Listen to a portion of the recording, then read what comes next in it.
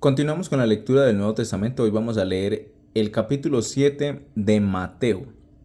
Estamos leyendo el Nuevo Testamento, vamos a leer de a un capítulo cada día, pero antes de iniciar con esa lectura, te quiero recordar las preguntas de contexto que normalmente vamos haciéndole al texto. ¿Qué es lo que se está diciendo? ¿Quién lo está diciendo? ¿Cómo lo está diciendo? ¿Dónde lo está diciendo? ¿Cuándo? ¿Por qué? ¿Y para qué?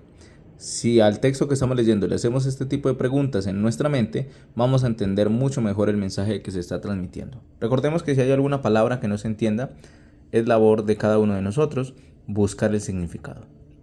El juzgar a los demás. No juzguéis para que no seáis juzgados, porque con el juicio con que juzgáis, seréis juzgados, y con la medida con que medís, os será medido. ¿Y por qué miras la paja que está en el ojo de tu hermano, y no echas de ver la viga que está en tu propio ojo?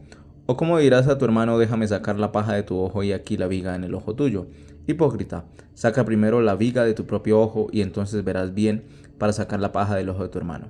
No deis a los santos No deis lo santo a los perros, ni echéis vuestras perlas delante de los cerdos, no sea que las pisoteen y se vuelvan y os despedacen. La oración y la regla de oro. Pedid y se os dará, buscad y hallaréis, llamad y se os abrirá. Porque todo aquel que pide recibe, y el que busca halla, y el que llama se le abrirá. ¿Qué hombre hay de vosotros que si su hijo le pide pan le dará una piedra, o si le pide un pescado le dará una serpiente? Pues si vosotros siendo malos sabéis dar buenas dádivas a vuestros hijos, ¿cuánto más vuestro Padre que está en los cielos dará buenas cosas a los que le pidan? Así que todas las cosas que querráis que los hombres hagan con vosotros, así también haced vosotros con ellos, porque esto es la ley y los profetas. La puerta estrecha. Entrad por la puerta estrecha, porque ancha es la puerta y espacioso el camino que lleva a la perdición, y muchos son los que entran por ella, porque estrecha es la puerta y angosto el camino que lleva a la vida, y pocos son los que la hallan. Por sus frutos le conoceréis. Guardaos de los falsos profetas que vienen a vosotros con vestidos de ovejas, pero por dentro son lobos rapaces. Por sus frutos los conoceréis. ¿Acaso se recogen uvas de los espinos o higos de los abrojos? Así todo buen árbol da buenos frutos, pero el árbol malo da frutos malos. No puede el árbol dar malos frutos, el árbol bueno dar malos frutos, ni el árbol malo dar buenos frutos. Todo árbol que no da buen fruto es cortado y echado en el fuego, así que por sus frutos los conoceréis. Nunca os conocí.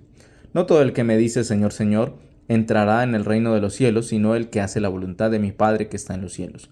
Muchos me dirán en aquel día, Señor, Señor, no profetizamos en tu nombre, y en tu nombre echamos fuera demonios, y en tu nombre hicimos muchos milagros, y entonces les declararé, nunca os conocí, apartaos de mí, hacedores de maldad. Los dos cimientos. Cualquiera, pues, que me oye estas palabras y las hace, le compararé a un hombre prudente que edificó su casa sobre la roca. Descendió lluvia y vinieron ríos y soplaron vientos y golpearon contra aquella casa, y no cayó, porque estaba fundada sobre la roca. Pero cualquiera que me oye estas palabras y no las hace, le compararé a un hombre insensato que edificó su casa sobre la arena, y descendió lluvia, y vinieron ríos, y soplaron vientos, y dieron con ímpetu contra aquella casa, y cayó, y fue grande su ruina. Y cuando terminó Jesús estas palabras, la gente se admiraba de su doctrina, porque les enseñaba como quien tiene autoridad y no como los escribas.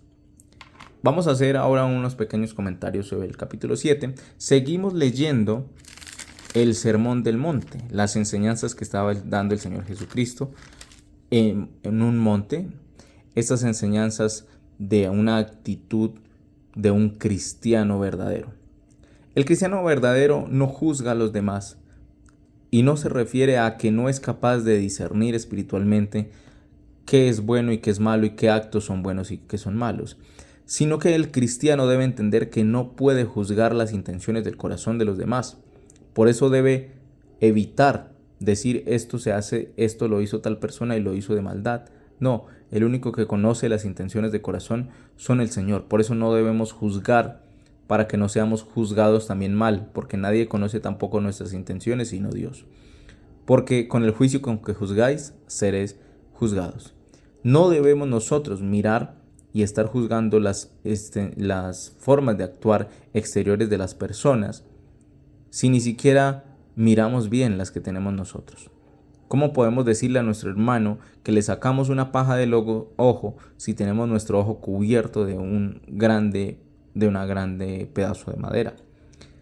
Por eso es que nos invita el Señor a ser nosotros mucho más sencillos de corazón, obviamente sí, examinándolo todo por medio del Espíritu, por medio de la palabra, porque más adelante justamente nos dice eso.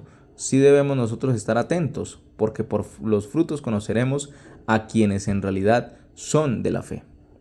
La oración y la regla de oro. El Señor nos enseña que nosotros podemos pedirle a Él, y será Él el que nos dará conforme a su voluntad. Es cierto que nosotros podemos pedirle cosa que se nos antoje, pero las cosas que le pedimos solo para nuestro deleite, solo para nuestro gusto, no sabemos si en realidad el Señor nos la ha de dar.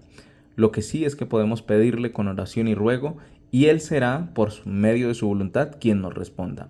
Porque a todo aquel que pide recibe, y el que busca halla, y el que llama se le abrirá. Todo siempre y cuando el Señor sea dándonos por su voluntad.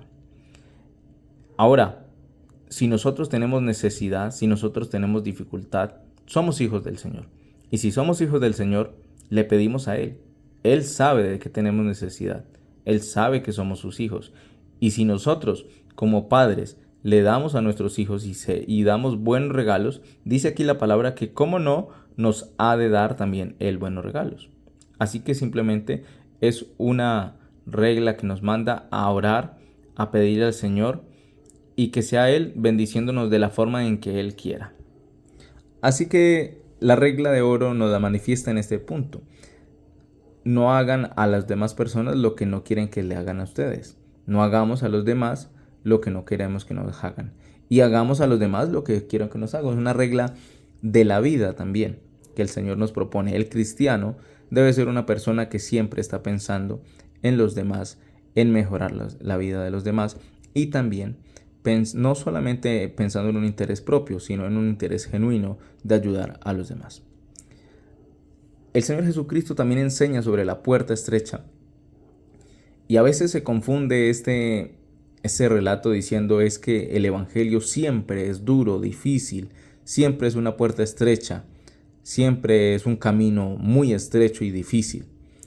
Pero tal vez lo que quiera decir este pasaje es que al inicio, cuando se le presenta el Evangelio a una persona, la persona puede pensar que el Evangelio es muy difícil, que es una puerta estrecha, pequeña, mientras que la vida que lleva es una puerta amplia, espaciosa. Pero sabemos los que conocemos el Evangelio y hemos vivido en el Evangelio, que aunque un día nos parecía tal vez difícil todo lo que prometía el Señor, hemos vivido en medio del Evangelio que ha sido espacioso, que ha sido maravilloso, que nos ha ayudado, no andando en libertinaje, sino en libertad que nos dio Cristo. Por eso la puerta estrecha, tal vez es una puerta estrecha, pero a medida que vivimos en los caminos del Señor nos damos cuenta que es un camino maravilloso, que es un camino que el Señor nos lleva, nosotros nos dejamos guiar. Mientras tanto, esa puerta amplia, que tal vez se ve muy amplia al inicio, en últimas lleva a la perdición, lleva a la muerte. Por sus frutos los conoceréis. El Señor nos muestra que hay falsos profetas, falsos maestros que vienen vestidos de ovejas. Dice, pero ¿cómo han de ustedes de identificar a quienes son falsos? Los frutos son los resultados. Dice, un árbol bueno no puede dar frutos malos, ni un árbol malo puede dar frutos buenos. Así que si alguien dice ser maestro, dice ser profeta, analicen muy bien sus frutos por medio de la palabra. ¿Qué frutos debe tener un cristiano? También tengo que saber que debo estudiar la palabra para saber qué frutos debe tener un cristiano.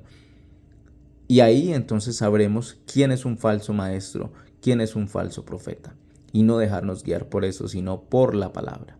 Porque muchos podrían también hacer sanidades y decir, porque hago sanidad, soy de Cristo. Pero el mismo Señor dijo, no se trata solo de eso.